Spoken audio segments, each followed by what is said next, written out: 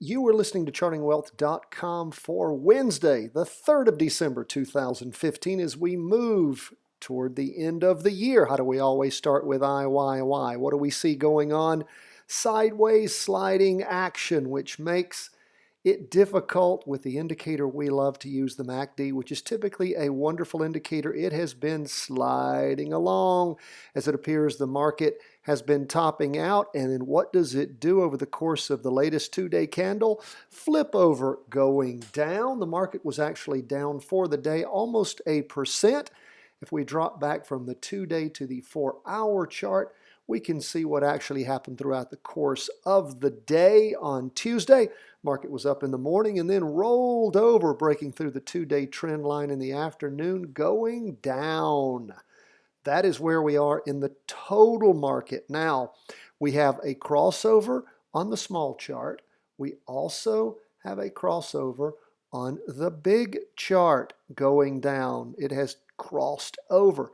Now, when we see that new candle plant, the new 2-day candle plant, which it will be planting first thing in the morning, we will be paying close attention to see if that pull down is achieved with the way the market opens on that next 2-day candle starting on the 3rd of December. Now let's go look at SPY. What is that? Well, that's of course the Standard & Poor 500.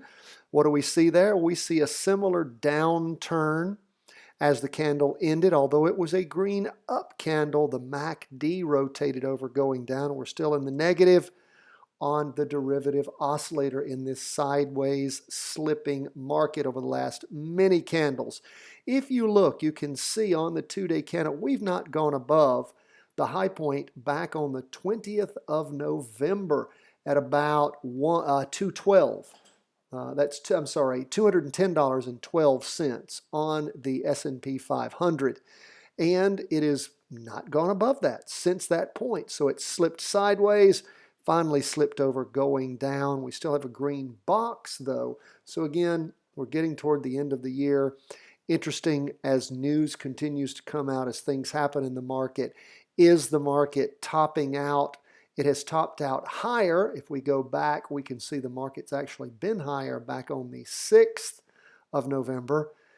It then dropped way off by the 16th big down day and then popped back up again on the 2-day chart, but has been leveling off. So we'll continue to watch. If it continues to lose its legs and move down, of course, we will look for that action. Now, if we drop back to the 4-hour chart, we can see what happened throughout the course of the day. Again, lots of movement up in the morning, and then that dropped off in the afternoon. Market went a whole lot lower than it ended up, thanks to the push down by the bears and the pull up by the bulls. Now, lastly, as far as our indexes go, we're going to go back to our 2-day chart, and we're going to look at the Qs. It was down about half of the down movement of the S&P 500. It was down 1.02%. Qs was down 0.62%, so just over 0.5%. Our 2-day candles show it still in an up move. However, we crossed over, as we talked about over the last few days, back on the 30th, with the market crossing over on the MACD moving down, although there has been up movement.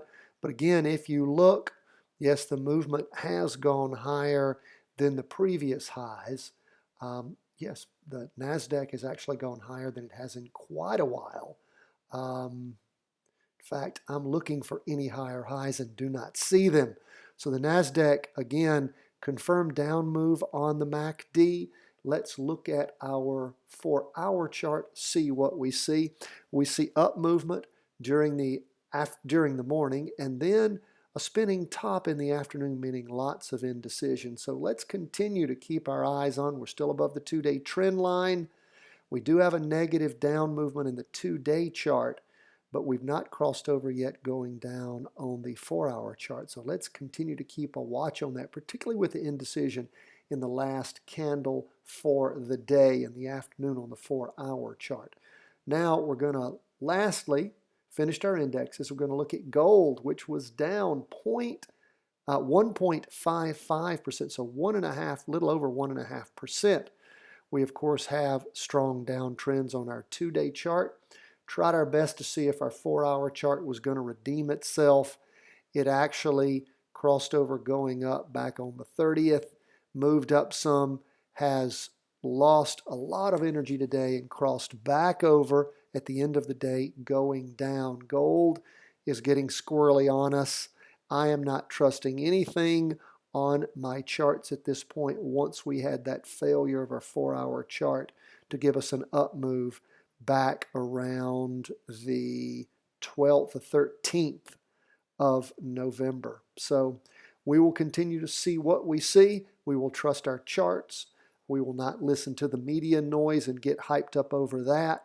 We have seen what we thought was our bottom has not been a bottom. Markets actually moved down below that on gold. So that is where we are, a confused market. Could be topping out in our major indexes. We're going to continue to monitor those, but we have no signals of which I give any credit to. I want to continue to watch and see. Remember, the beautiful thing about learning how to trade and invest when you're not a professional trader is that unlike professional traders, when you're not sure what to do, you don't have to do anything. That's the beauty of it. So hold your virtual trades close at hand, pay attention to what's going on, and let's look for the market to shake out and give us some signs as to what's really happening. Thank you so much for joining us. If you don't have our 15-minute How to Read a Stock Chart video, you need it. You also need the layout that we use from freestockcharts.com. That's the service. And we will be happy to send you the layout that we use at Charting Wealth. All you have to do, go to chartingwealth.com, sign up at our website for our daily newsletter and our once-a-week weekly review and forecast. And we will send you for free in that initial email. Guess what you will get? You will get How to Read a Stock Chart. And you will get the link to our layout at freestockcharts.com. Thanks so much for joining us. We appreciate you. Please follow us on Facebook and Twitter, Instagram, and YouTube. Thanks so much from chartingwealth.com.